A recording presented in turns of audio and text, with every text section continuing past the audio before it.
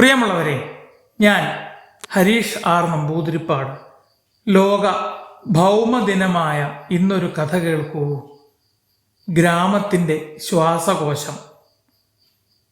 ഗ്രാമത്തിൻ്റെ നെറുകയിലുള്ള പച്ചക്കുന്ന് വെറുമൊരു കുന്നായിരുന്നില്ല.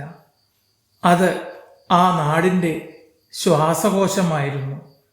എന്നാൽ വികസനത്തിൻ്റെ പേരിൽ മരങ്ങൾ മുറിക്കാനും മണ്ണു മാറ്റാനും വലിയ യന്ത്രങ്ങൾ അപ്രതീക്ഷിതമായാണ് എത്തിച്ചേർന്നത്.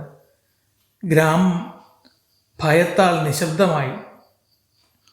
70 വയസ്സ് കഴിഞ്ഞ മാധവേട്ടൻ അവിടെ ഓടിയെത്തി. അദ്ദേഹം പറഞ്ഞു, നിങ്ങൾ എന്താണ് ഈ കാണിക്കുന്നത്? നിങ്ങൾക്കാരാണ് ഇതിന് അധികാരം തന്നത്? ഇത് മുത്തശ്ശൻ എനിക്ക് തന്ന മണ്ണാണ്. നിയമങ്ങൾ മാറി വന്നപ്പോൾ ഇത് പുറമ്പോക്കായി മാറിയെന്ന് മാത്രം.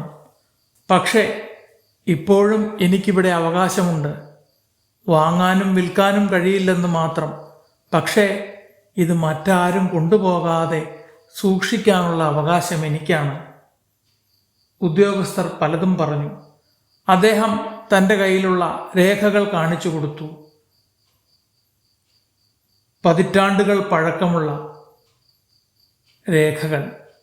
അതിൽ അദ്ദേഹത്തിൻ്റെ കുടുംബവക സ്ഥലമായിരുന്നു ഇത്. ഭൂനിയമം വന്നപ്പോൾ സർക്കാർ ഏറ്റെടുത്തതാണ്. എങ്കിലും ഗ്രാമത്തിൻ്റെ ശ്വാസകോശമായ ആ പ്രദേശം വെട്ടിവെളുപ്പിക്കാൻ ആരും ശ്രമിച്ചിരുന്നില്ല. എന്നാൽ കാലം കടന്നുപോയപ്പോൾ ഒരു തരി വനം പോലും നാട്ടിൽ അവശേഷിപ്പിക്കാത്ത ചില നീചജന്മങ്ങൾ ഈ മനോഹരമായ ഭൂമിയും കൈയേറാൻ എത്തിച്ചേർന്നു. മാധവേട്ടൻ അവിടെ നെഞ്ചത്ത് കൈവച്ച് ഉറക്കെ പറഞ്ഞു, അരുത്, ഇത് ഈ ഗ്രാമത്തിൻ്റെ, ഈ പ്രദേശത്തിൻ്റെ ശ്വാസകോശമാണ്. ഇവിടം നശിപ്പിക്കരുത്. മക്കളെ, ഇത് വരും തലമുറയ്ക്കായി കാത്തുവയ്ക്കേണ്ടതാണ്.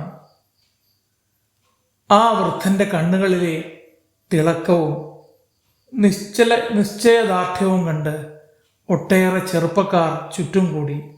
ആദ്യമെത്തിയത് കുറച്ച് സ്കൂൾ വിദ്യാർത്ഥികളായിരുന്നു.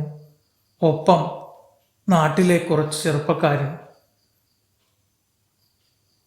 അന്ന് ഉദ്യോഗസ്ഥർ തിരിച്ചുപോയി. 2 ദിവസത്തിനകം കൂടുതൽ ശക്തിയോടെ, കൂടുതൽ സന്നാഹങ്ങളോടെ അവർ തിരിച്ചെത്തി. പക്ഷേ അപ്പോഴേക്കും ആ ഗ്രാമത്തിലുള്ളവർ സംഘടിച്ചിരുന്നു.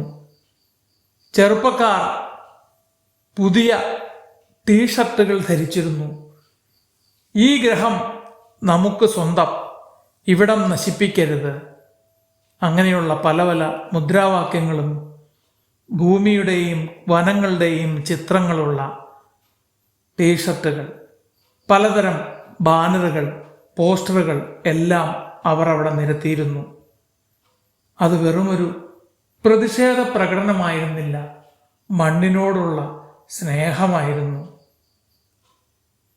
അധികാരികൾക്ക് മുട്ടുമടക്കാതെ തരമില്ലെന്നായി. അവർ എല്ലാവരും ചേർന്ന് അവിടെ കൂടുതൽ തൈകൾ നട്ടുപിടിപ്പിക്കാൻ തീരുമാനിച്ചു. ആദ്യത്തെ തൈ നട്ടുപിടിപ്പിക്കാൻ അവർ മാധവൻ അപ്പൂപ്പനെ ചുമതലപ്പെടുത്തി. അപ്പോൾ ഒരു കൊച്ചുകുട്ടി ഓടി വന്ന് പറഞ്ഞു, അപ്പൂപ്പ, നമ്മൾ ജയിച്ചോ? നമ്മളല്ല മക്കളെ, നമ്മൾ മാത്രമല്ല, ഈ ഭൂമിയാണ് ജയിച്ചത്. മാറ്റം തുടങ്ങേണ്ടത് കുഞ്ഞുങ്ങളിലൂടെയാണ്, അദ്ദേഹം ആനന്ദ കണ്ണീരോടെ പറഞ്ഞു. അപ്പോൾ അവിടെയുള്ള കുട്ടികൾ പറഞ്ഞു, ഞങ്ങളുണ്ട് അപ്പൂപ്പ കൂടെ. ഭൂമി നശിപ്പിക്കാൻ ഞങ്ങൾ ആരും സമ്മതിക്കില്ല. അത് കേട്ട് അപ്പൂപ്പൻ്റെ കണ്ണുകൾ തിളങ്ങി.